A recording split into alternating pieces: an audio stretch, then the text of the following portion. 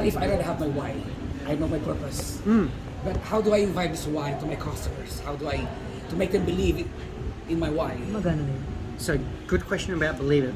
And it sounds like you already have your why, which is great, but you do need to believe it, and you need to be able to articulate in a way where the customer accepts that, oh yeah, And why did that fly away? Joke. wala kasing weight, dapat meron. Yes. May weight. So one of the powerful ways is storytelling.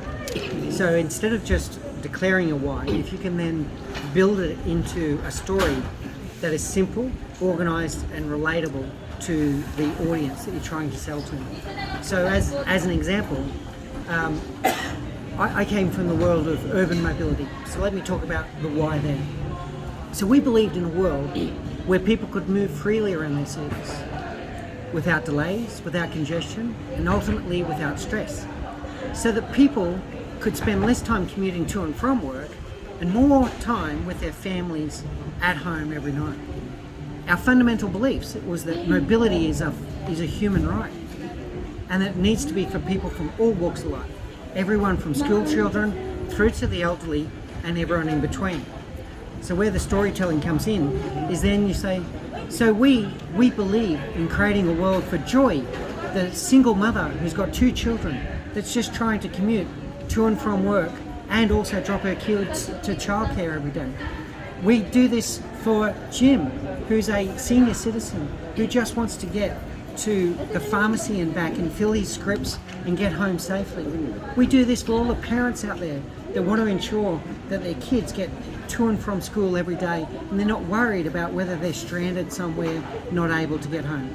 So the really powerful parts are the so that's. And if you can turn those so that statements into a powerful storytelling where they can see themselves in the story, then they're sold. So it's basically translating your why into a good narrative, so that your customers or your target client will be a believer. That's a powerful word there, Ryan, because narrative is the right word. It's even more powerful than a story. A narrative is something that builds and is perpetual, whereas a story has a start and a finish and can have a complicated journey in between, whereas a narrative is something that is perpetual in what Simon Sinek would call an infinite game rather than a finite game. Very clever question. Yeah, well done. Mick, what makes a good leader? What makes a good leader? I'm going to say someone that is very self-aware. They understand their own emotions. So emotional intelligence is a huge part of leadership. And emotional intelligence starts with self-awareness, the ability to understand one's own emotions and what my emotional triggers are, the ability to manage my emotions so that I'm not erratic every day. And a great example of that is, we've all heard these stories, the stories of the office where everyone walks around going, is the boss in a good mood today? If people are asking that question, you're not a good leader. Then from there, it's then about how you relate to other human beings. Do you take the time to truly understand who they are and what makes them tick? Do you take the time to understand how do they like to be led? How do they like to receive feedback? How do they like to be rewarded? Right? So everyone talks about the golden rule.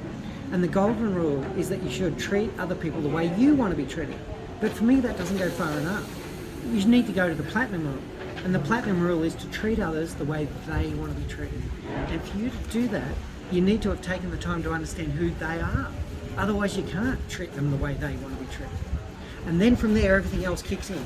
Giving people purpose and meaning. Giving people a voice. Making sure that their opinions are valued. And making sure that they feel like they matter. So I'm going to give some examples because I think examples are really powerful.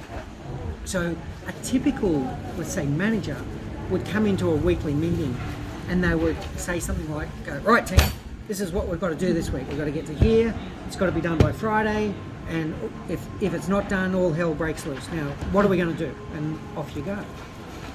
Whereas a great leader asks better questions. They'll come in and say, all right team, you know our purpose, you know our vision, you know what's important.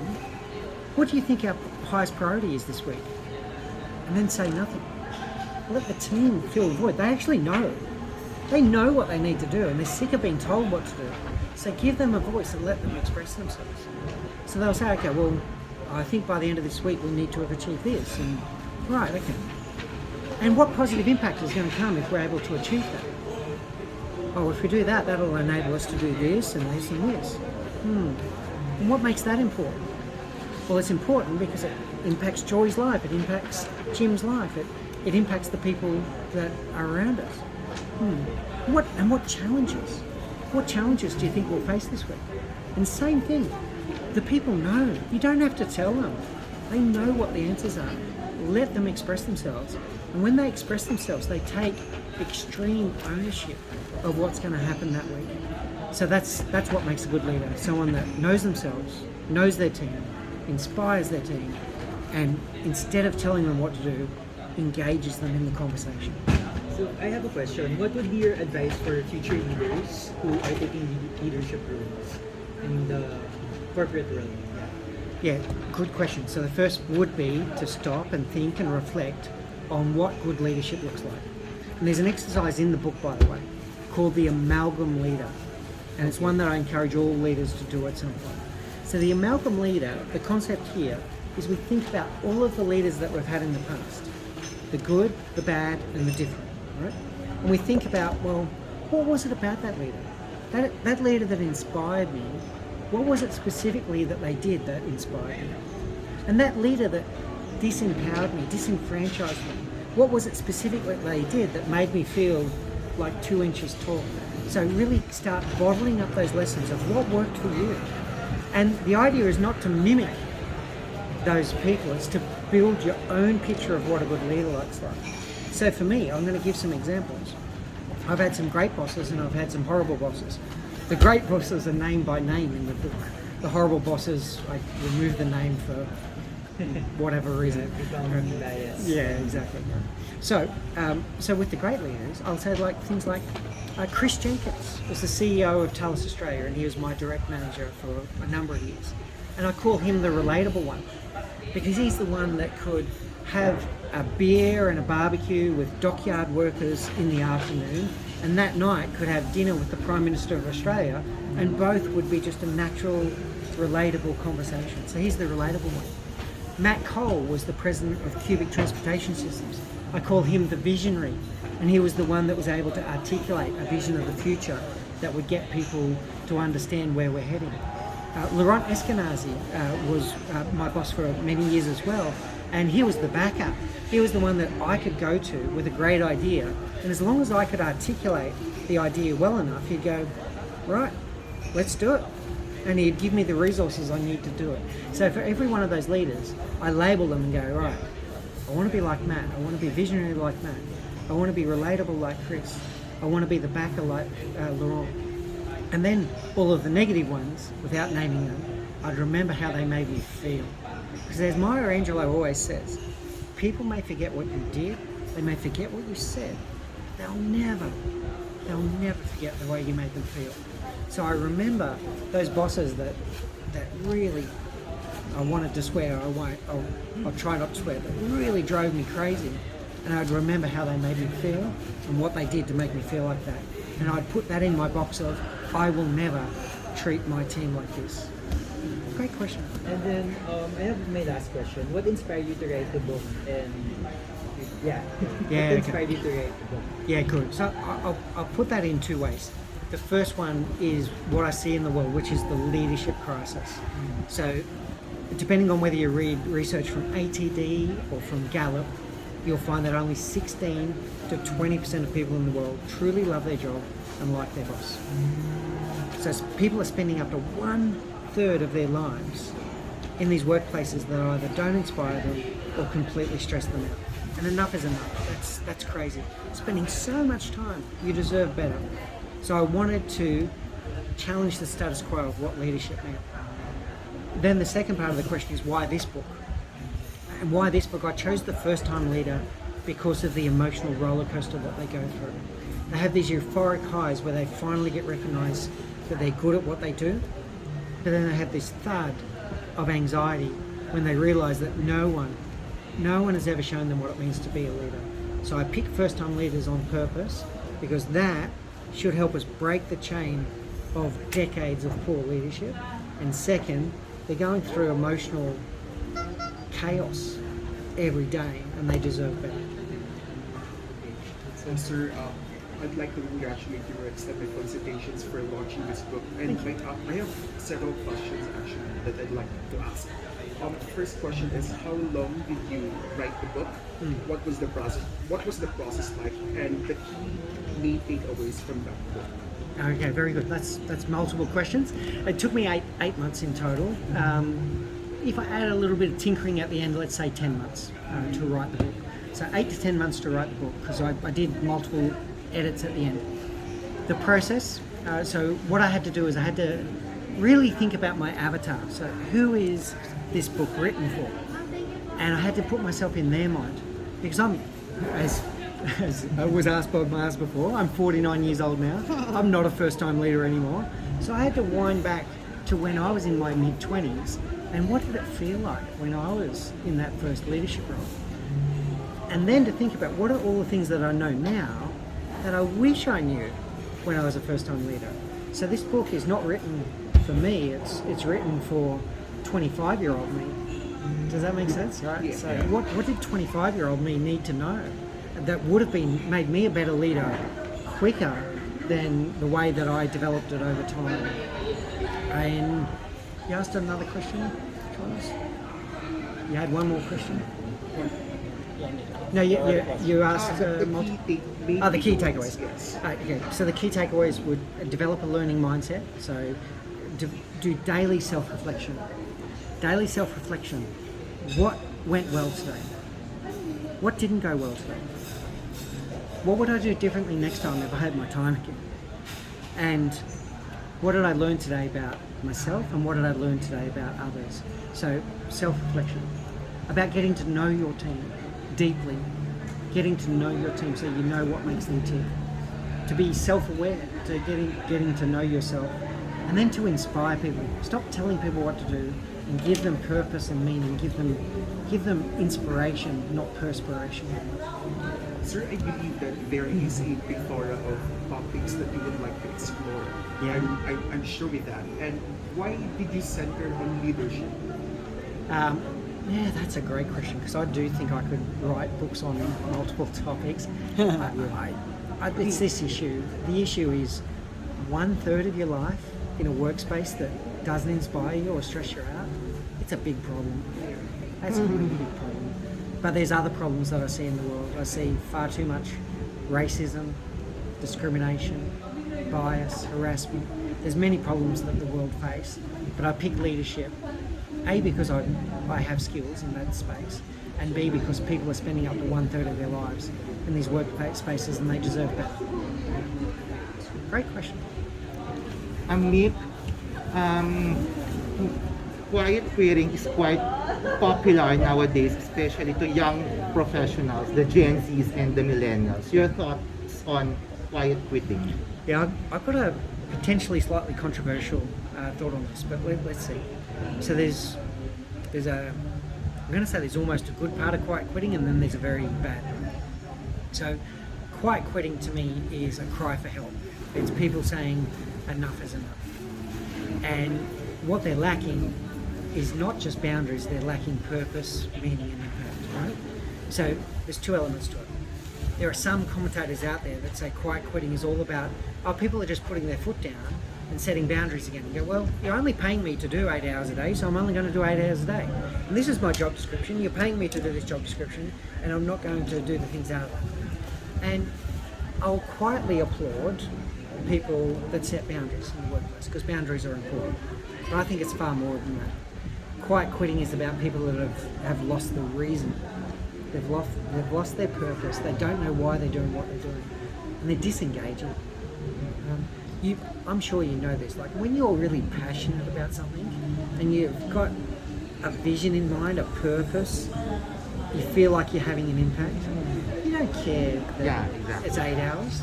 You don't care that your job description is this, and there's this little task over here that needs to be done. You don't care if you're inspired. You don't care about those boundaries.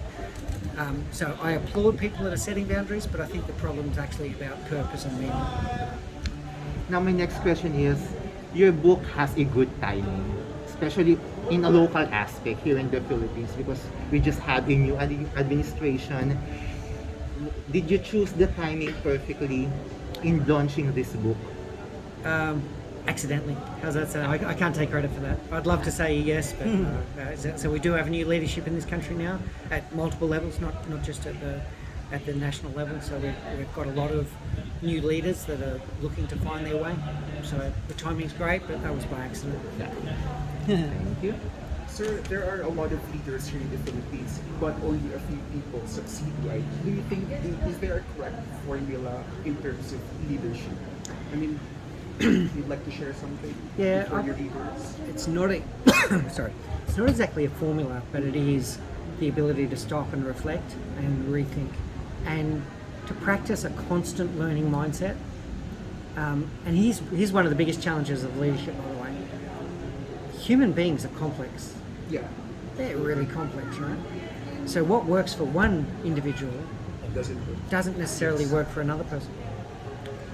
To make it more complex, what works for one individual today may not work for the same person next month, for all kinds of reasons. They might be going through trauma in their life, they might have grown, they might have evolved, so there's a concept called adaptive leadership.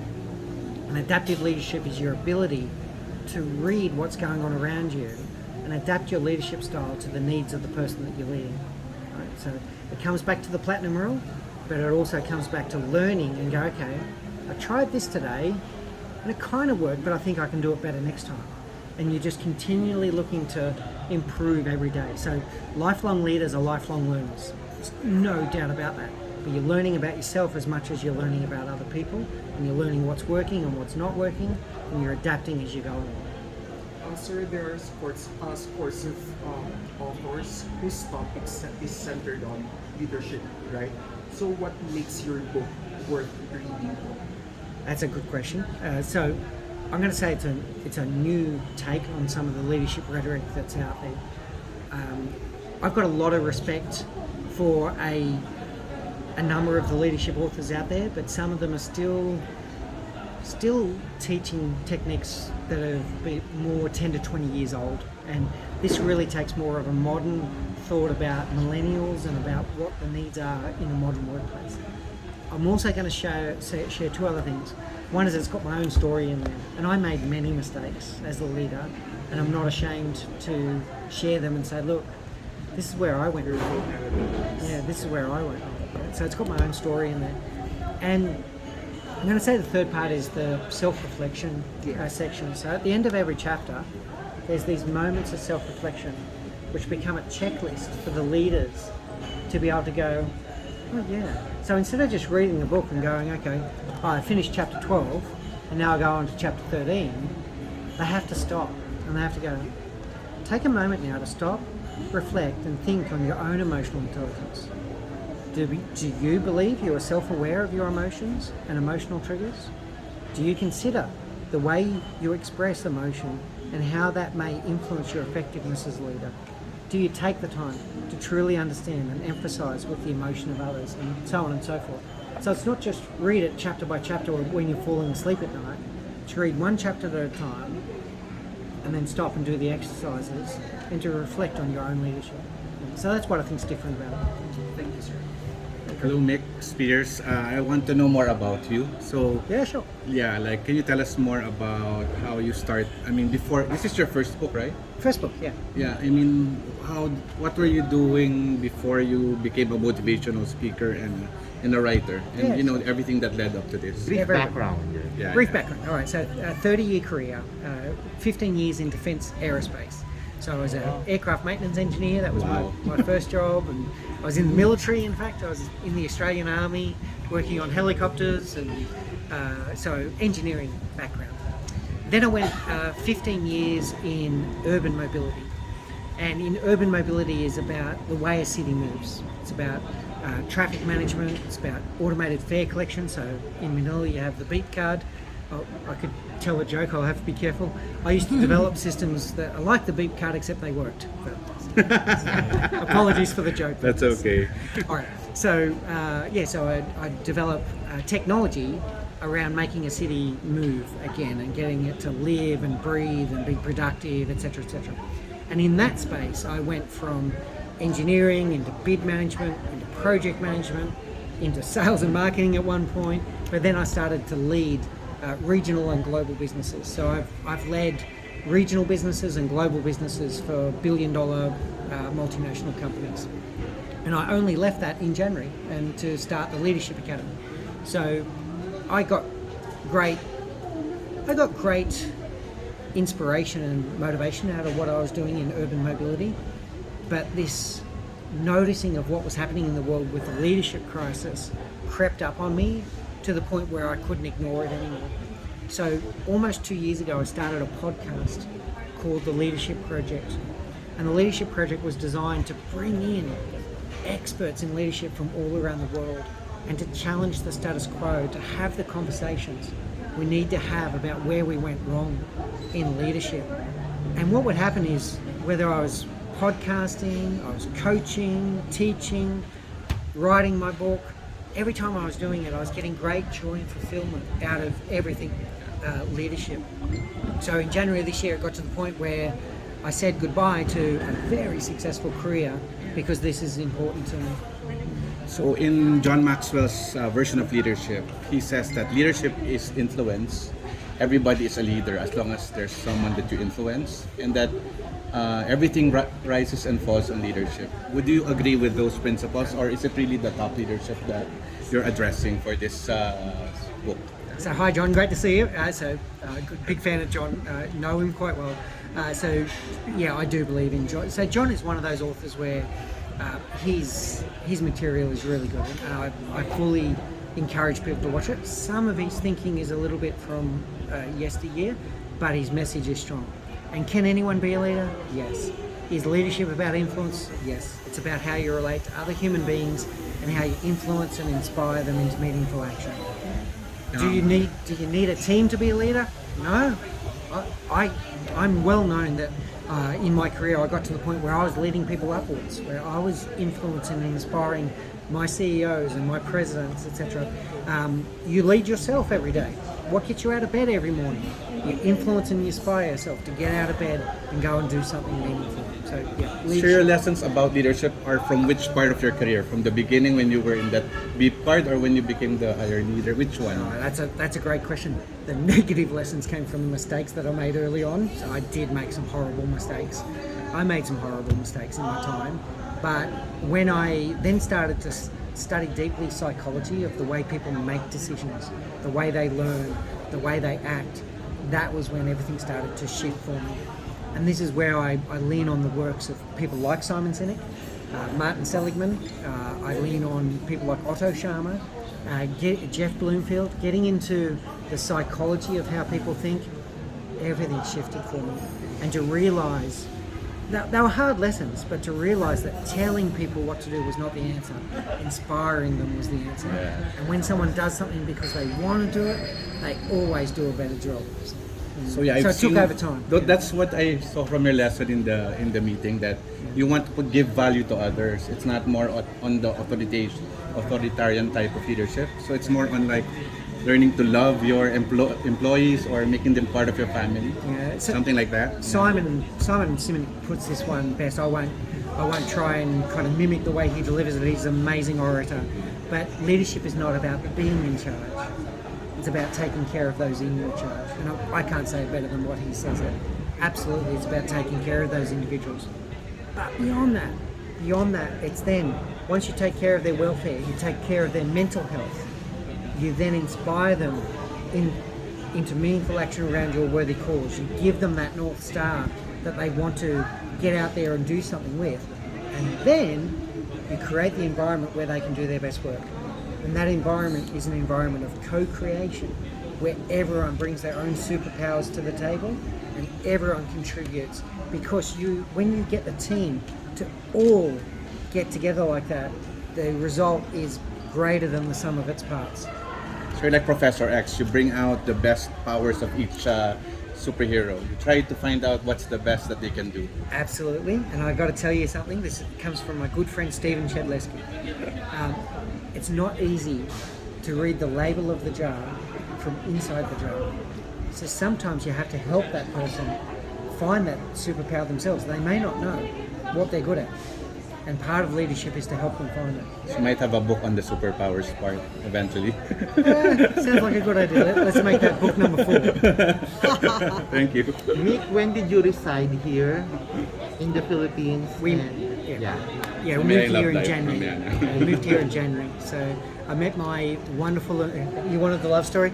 Yeah. Oh, you're here now? Met my wonderful and beautiful wife, who's not listening, but she's over there.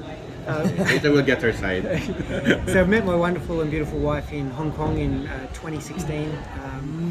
A relationship that blossomed pretty quickly, but it built up over time.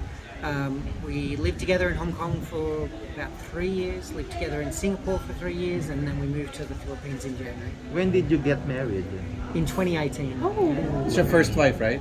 second wife. Okay. I won't ask about the first one. I won't ask about the first one. We all make mistakes, right? You have a son. I have 2 sons. Yeah, so I have a 11-year-old that lives in Australia, and we have a little boy, Thomas, that turns 2 in November, and he's very makalit, but he's also adorable. So. So sorry, what's next for Mick Spiers as an author? As an author, Yeah. the next book is going to be called The Influential Mindset. Leadership is all about influence. The next book is called The Influential Mindset. I have started book 3 as well, an outline of book 3. It's going to be about imposter syndrome. I'm going to study that one deeply as to whether imposter syndrome is something that is new, or has it been around for hundreds of Impostor? years? Imposter The syndrome. fake people.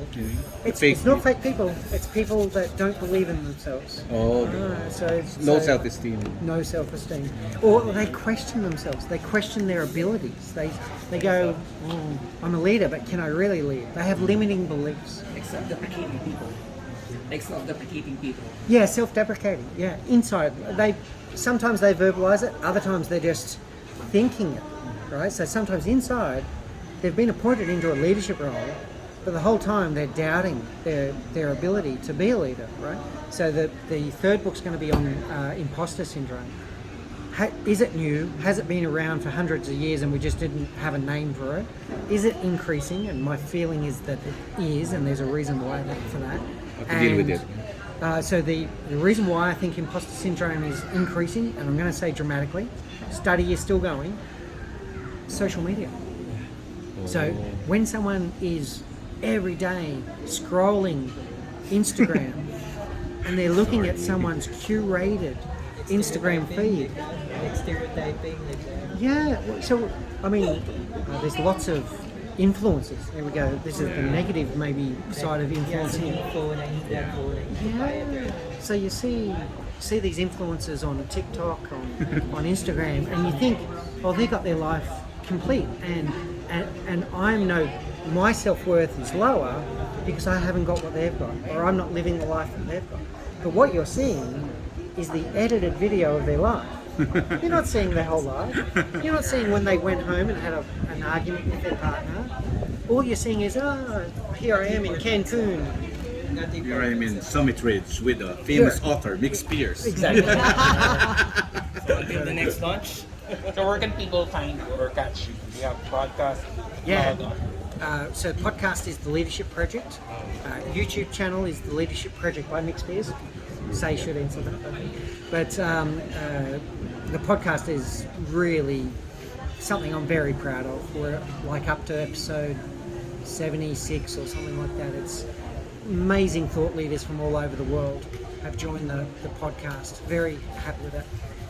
Mickspiers.com, so www.mickspiers.com, you can find everything there. Also, I regularly speaking on the speaking tour, doing conferences or events for people that are looking for either an inspirational speaker or one to talk about hard topics like how do we address the leadership crisis. Can people join us like a leadership online thing with you? Leadership something? Seminar? Yeah, so we have Zoom, courses Zoom. as well. We do a lot of online courses. Our Leadership Academy, where we do transformative leadership programs over Zoom. Is your book available in online, like PDF? Is it free? Not free, but it's not that expensive. Good question. When we launched it, it was 99 cents, by the way, for the first 99 month. cents? For the first 99 month. cents. For the first month. Oh, that's Wow, it. 99 That's cents. an ebook, right? Ebook. That was the Order online. Initial. Okay, but now you can, on Amazon, you can get the ebook or the paperback. On Shopee.ph, you can get the paperback, and we'll see how quickly we can get it distributed. Certainly within this month, it'll be available in national bookstores, Rex bookstores, and Fully bookstores. Physical books are Physical still the books. best. It's a top seller in Amazon, right? So may I know some of the comments that you really liked about your book? Oh yeah, so you got me thinking here. There's so many So very flattering. Yes, the comments really blow my mind. But things like this should be on the bookshelf of every leader. Every leader must read this. Really amazing reviews and I comments would on. like to grab a copy of this. Yeah. I'll tell you a funny story. Yeah. I don't know how many reviews we've had now, but I'm going to say it's maybe 50, something like that. And we've had 49, if it's 50, we've had 49 5-star reviews. We've had one 1-star review. And the person that left a 1-star review didn't even leave a comment. So Maybe just a personal hater. that's life, right? Just a basher. That's a basher. Yeah, everyone has them. It looks like you're also a very happy person. Maybe you'll do a book about how to stay happy. Very maybe. good. That's a great question. I'm going to say yes and. All right. So I feel like I should do a book about the meaningful life, about finding joy and fulfillment. In the And midst about- of all these problems, right?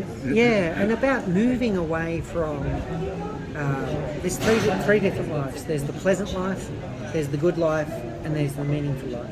And the pleasant life is the constant pursuit of pleasure, but that's a roller coaster ride. That's gambling, drinking, all this kind of stuff. True meaningful life comes from the pursuit of purpose. Now, the reason why I said yes and, absolutely, I'd love to write a book about that. But this is where one of my idols already masters the area. Happiness guru. Martin Seligman. So anyone that's out there, buy my book first, and then buy the number of books by Martin Seligman if you want to find joy and fulfillment in your life. Particularly the book Flourish. Maybe you'll do meaningful leadership. Very good. I like it. Speaking of leaders, Mick, we just lost, Her Majesty the Queen, Yeah. Queen Elizabeth, and the longest, running monarch. Yeah. And do you think she was a good leader for the Commonwealth? And I'm going to say yes, and then I'm going to have to explain that. So I'm not going to say that she always was. I'm going to say that she adapted well to a modern life, and I can be blunt and say the rest of her family, not the whole of her family, but some members of the family did not at all. Right? So some of the members of the royal family wanted to stick with traditions that are hundreds of years old and stick to it with all of their fervour and all this kind of stuff. But I've seen the Queen's speeches, etc., etc. She really believed in the will of the people. She believed in a modern world.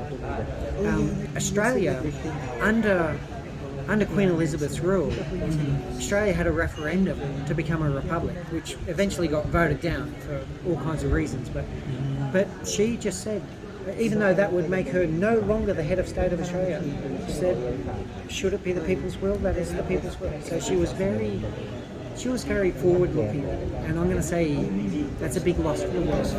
But the rest of her family, or many of her family, not so much. And who do you think are your top three leaders, ideal leaders? For you. From my life, or ones that I've seen in the world? From your point of view. Yes. From my point of view, they're leaders that I've had directly. So Chris Jenkins, Matt Cole, Laurent Eskenazi, Jeff Lowinger. These are all people that had a big influence on my life. People that I see outside that, I see the good and bad. see the good and bad. So I look at someone like Steve Jobs, also the late Steve Jobs. He had the vision, but he wasn't able to translate that into a good work environment. The culture was pretty tough at Apple, right? So I'm going to say there's good and bad in all leaders. Yeah. Well said.